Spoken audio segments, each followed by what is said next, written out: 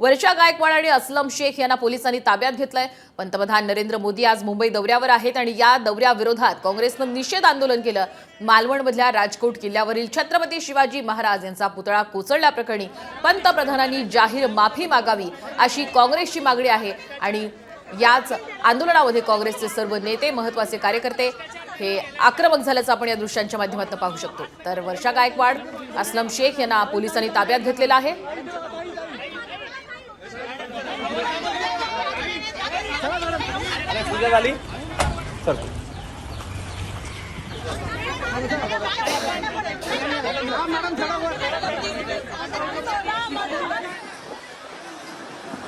पंतप्रधान नरेंद्र मोदी आज मुंबई दौऱ्यावर आहेत। बीकेसी इथल्या ग्लोबल फिनटेक फेस्टला पंतप्रधान नरेंद्र मोदी यांनी भेट दिली। यावेळी काँग्रेसचे एक सर्व कार्यकर्ते, पदाधिकारी, खासदार वर्षा गायकवाड या आक्रमक झाल्या होत्या।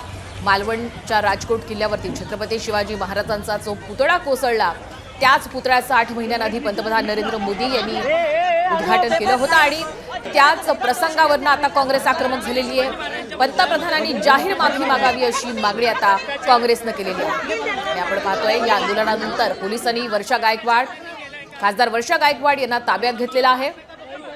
पोलिसांचा कडेकोट बंदोबस्त संपूर्ण मुंबई शहरामध्ये पाहायला मिळतो। आज सकाळपासूनच काँग्रेसच्या अनेक महत्त्वाच्या नेत्यांना पोलिसांनी ताब्यात सुद्धा घेतलेला आहे।